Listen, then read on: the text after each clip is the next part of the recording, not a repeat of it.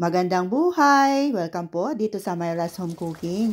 Ngayon ay magluluto tayo ng chicken teriyaki. Yes, napakasarap po ito at napakadaling lutuin. So, unang-una ay gumawa muna tayo ng teriyaki sauce. So, paghalu-haluin lang natin itong mga sangkap ng ating sauce. Nakasulat na po dito sa ating screen. So, pag wala nga pala tayong rice wine vinegar, ay pwede tayong gumamit ng apple cider vinegar. Yes po. So, pagkatapos ay kukuha lang tayo ng about 2 tablespoon of sauce. Ilalagay lang natin dito sa ating chicken. Ayan. I-mix lang natin ng maigi. Boneless and skinless chicken thighs po ito. Pwede din naman po chicken breast. At i-marinate muna natin to ng mga about 15 minutes. Dito sa isang wok, magpainit lang ng kunting cooking oil. And then, stir fry lang natin itong ating broccoli. So, timplahan ng kunting asin. Lutuin lang natin to ng mga about 1 or 2 minutes hanggat sa maging translucent na po yung kulay nitong ating broccoli. At pagkatapos ay iset aside muna dahil ilalagay natin ito mamaya sa ating chicken teriyaki. At pagkatapos, isunod na natin ilalagay itong ating na-marinate na chicken. Ayan po. Lutuin lang natin to hanggat sa mag-brown. Hanggat sa nag-reduce na po yung kanyang liquid.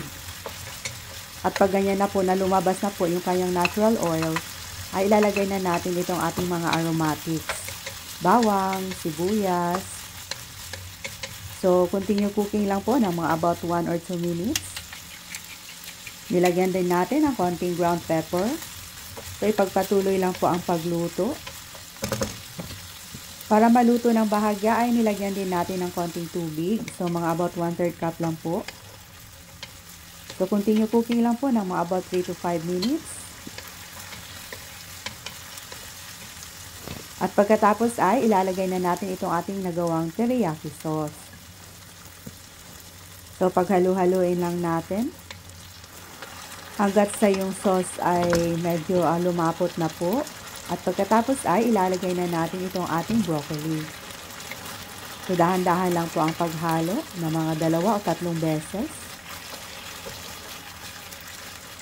At pag okay na, ay pwede na natin hanguin at ilipat dito sa isang serving plate. Talagang napakasarap. Pag ganito, hindi na natin kailangang umorder pa sa isang Asian restaurant. Siyempre, para sa ating presentation, ayan, lalagyan din natin ng chopped spring onions. At saka itong toasted sesame seeds.